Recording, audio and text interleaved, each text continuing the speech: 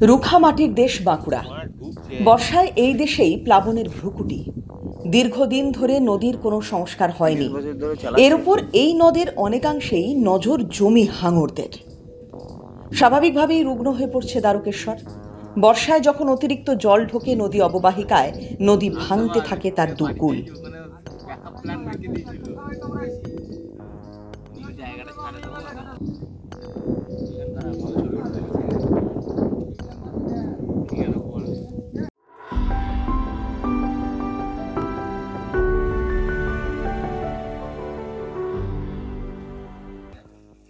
এবারেও তার অন্যথা হলো না।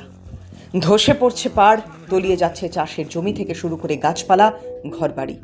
স্বাভাবিকভাবেই দুর্ভোগে দ্বারকেশ্বর পাড়ের বাসিন্দারা। পাড় ভাঙনের সমস্যা ফি বছর।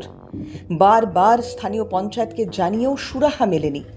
ভাঙনের জেরে প্রচুর ক্ষয়ক্ষতি হয় চাষের জমিতে, জল ঢুকে পড়ে গ্রামেও। একই ঘটনা ভাগীরথীতেও।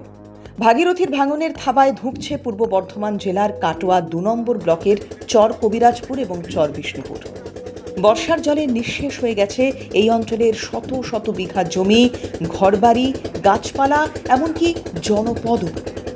অথচ ভীষণভাবে উদাসীন প্রশাসন। দীর্ঘ ২০-৩০ বছর ধরে ভাগীরথীর পাড় ভাঙতে ভাঙতে আজকের চর অঞ্চলের মানুষ রিক্ত, নিঃস্ব।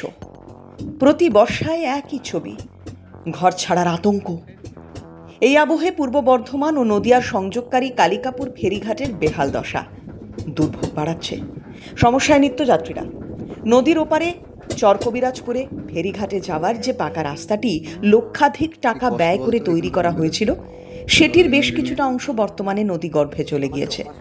নদিয়া জেলার সঙ্গে চর বিষ্ণুপুর গ্রামের সংযুক্ত রাস্তা, যেটি ১০ বছর আগে তৈরি হয়েছিল, সেটিও বছরের ৩ থেকে ৪ মাস ভাগীরথীর গর্ভে ডুবে থাকে।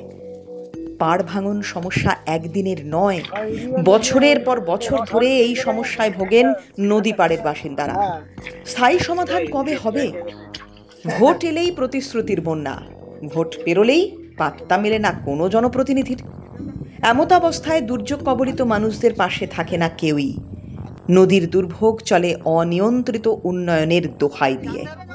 বৃহত্তর ক্ষেত্রে এই উন্নয়নের অভিশাপ সহ্য করতে হয় আম আদমিকে।